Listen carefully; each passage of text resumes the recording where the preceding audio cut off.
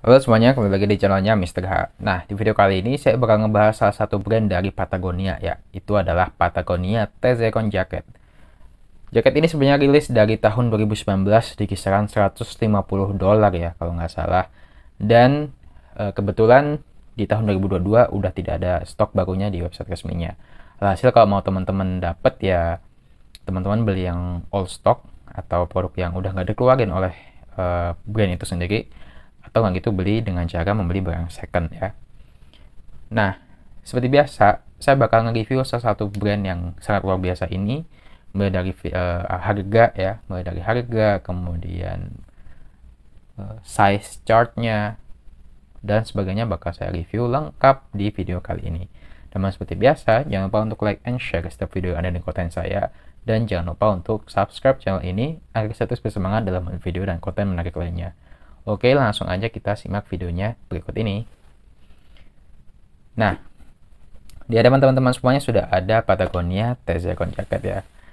Jaketnya ini yang saya review itu warnanya adalah Mojave ya, atau bahasa istilahnya adalah kekis sekali ya, kopi susu bisa lah.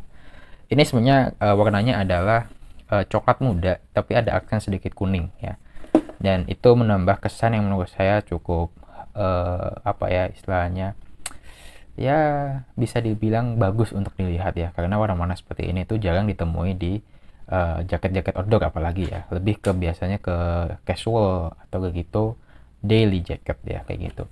Dan ini yang saya review adalah Patagonia Tezecon, size-nya size L ya, size L Europe ya, size L Europe. Untuk banyak kali lebarnya nanti bakal saya ukur dan saya cantumin di videonya, oke? Dan seperti biasa saya mungkin bakal review mulai dari logonya dulu ya, karena tadi udah saya jelasin warnanya ini adalah Mojave atau warna kekis ya.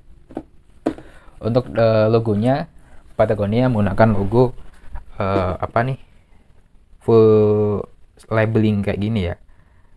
Nih logonya saya fokusin dulu. Nah, ketemu nggak ya? Nah, ini sebenarnya logonya label biasa, cuma dia di bukan border ya ini ya. Jadi logonya kayak label. Jadi kalau biasanya di orang-orang yang suka dengan brand Patagonia itu dia nyebutnya P6 logo ya. Logo ini bisa dibilang logo yang klasik karena udah nggak dikeluarin untuk jaket-jaket modern di era Patagonia yang sekarang ya. Jadi brand-brand Patagonia yang sekarang jaketnya itu hanya bertuliskan Patagonia aja, nggak ada logo gunung, nggak ada logo laba kayak gini. Jadi ini adalah salah satu logo klasik bilangnya kayak gitu. Kemudian langsung aja ya, ketika saya buka lipatannya, maka kita bakal nemu jaket dengan salah satu komparasi saku di bagian dada sebelah kiri ya. Jadi saku ini bisa muat untuk handphone, dompet, dan saku ini juga sekaligus sebagai pocket juga. Sorry, bukan yang ini ya, tapi yang di samping kalau nggak salah. Nanti bakal saya liatin. Nah, di sini di saku ini bisa dibilang cukup luas, jadi bisa buat HP, buat yang lain-lain. Dan selain di saku dada sebelah kiri juga terdapat saku di bagian kanan, dan satu lagi ada saku di bagian kiri ya teman-teman, kayak gini. Dan kebetulan untuk saku yang bagian kanan itu dia bisa kita jadikan sekaligus sebagai packable jaketnya. Jadi wadah packable jaketnya bisa langsung kita lipat kayak gini. Ini langsung saya tunjukin cara ngelipatnya. Jadi dimasukin aja langsung ke dalam kayak gini ya, masukin.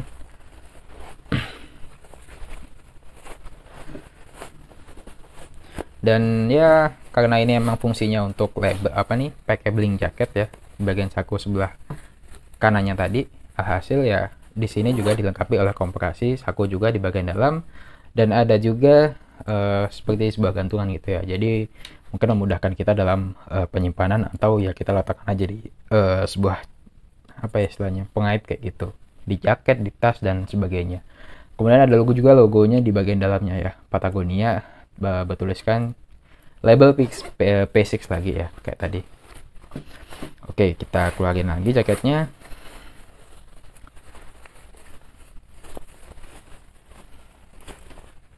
Ya, ini ya untuk sakunya di sebelah kanan sekaligus sebagai packable jacket.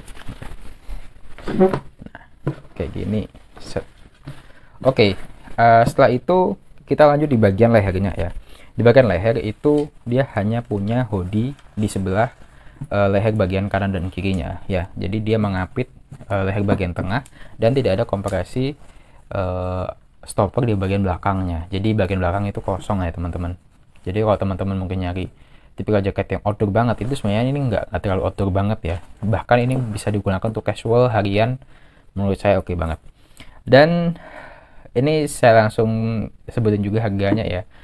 Saya bilang ini jaket yang sangat worth it, dan ini saya pinjem dari Instagramnya Adventuari ya.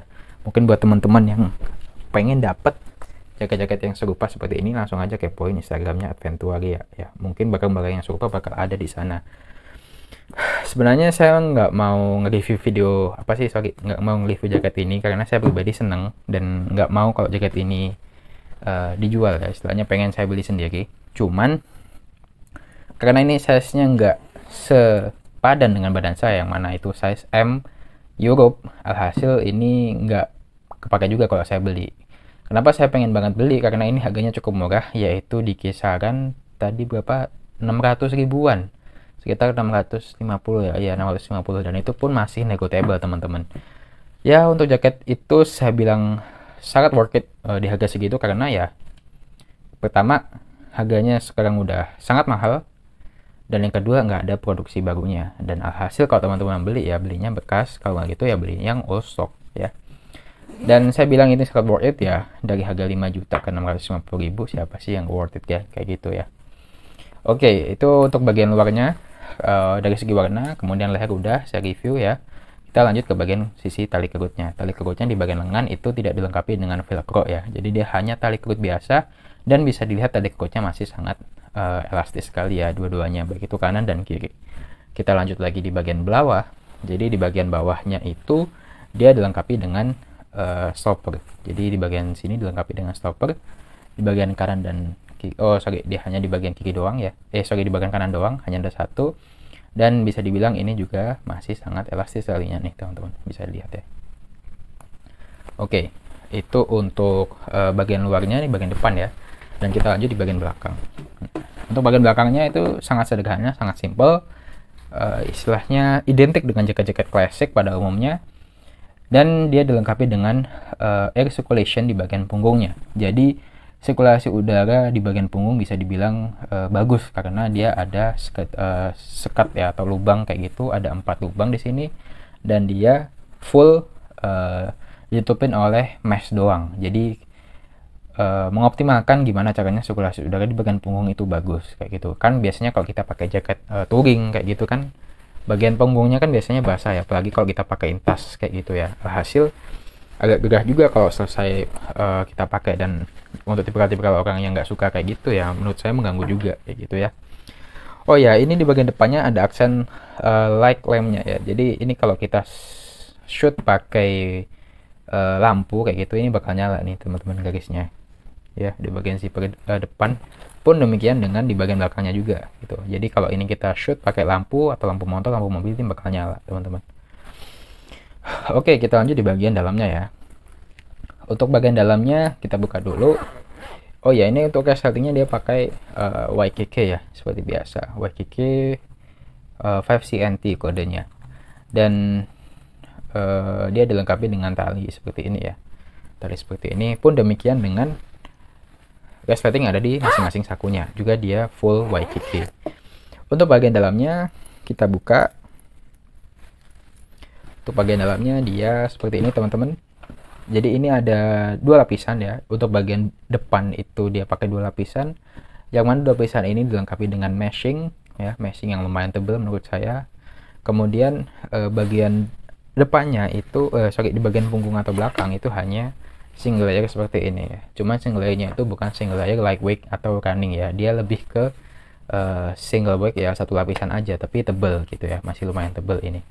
Ini untuk materialnya dia pakai full nylon ya, atau nylon dengan kode RN dan tag washnya yang masih lengkap ya, dan itu melekat di bagian pinggang sebelah kiri ya teman-teman. Kemudian kita lanjutkan di bagian kanannya juga. Di bagian kanan juga sama teman-teman, jadi dia full pakai meshing, kemudian dilengkapi dengan material yang namanya dari nilon tadi ya.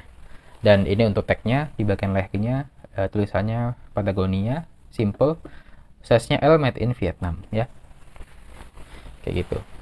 Dan ini kalau kita lihat juga, mungkin teman-teman bisa lihat ya nanti ya. Nah ini kayak gini teman-teman, jadi bisa lihat nggak ya, sedikit nerawang ya. Ini Patagonia, ini enggak, kalau dari segi mesh ini emang nerawang ya teman-teman nih, nggak kelihatan ya. Cuman kalau kita lihat secara ini tuh nggak nembus ya, jadi ini ya menurut saya worth it lah.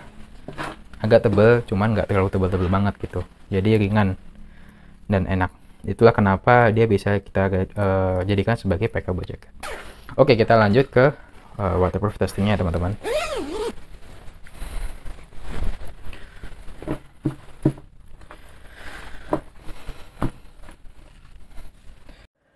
Oke, mari kita coba dulu water repellent testnya ya. Ini kalau dari webnya sih katanya DWR, cuma kita mau mastiin aja ya. Kali ini saya tag videonya langsung aja, saya gulung pakai air dan ya hasilnya seperti ini. Nah, bisa dilihat ya, sebenarnya DWR itu berbeda dengan waterproof ya. Kalau DWR itu dia gimana caranya mencegah air untuk masuk ya. Jadi itu kayak semacam treatment khusus buat suatu material yang membuat dia susah untuk sirkulasi air gitu ya. Jadi berbeda dengan material yang asli waterproof, dimana kalau asli waterproof berarti dia memang dari segi materialnya gitu ya, dari segi materialnya nggak perlu ditambahin treatment lagi kayak gitu teman-teman. Contoh yang sudah pakai teknologi yang namanya DWR itu biasanya brand-brand yang jaket dari bulu angsa kayak gitu. Kemudian jaket yang seri via Raven Greenland itu juga pakainya DWR teman-teman. Karena apa? Itu juga bukan jaket waterproof ya, sama halnya kayak yang saya review ini.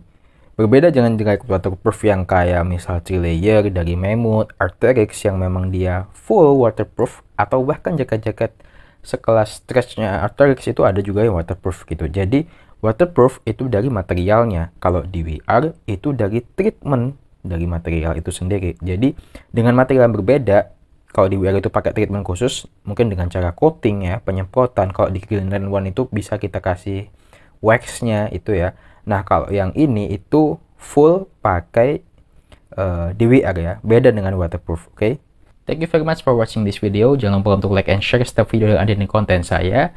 Dan jangan lupa untuk subscribe channel saya agar saya terus bersemangat dalam membuat video dan konten menarik lainnya. See you next time guys.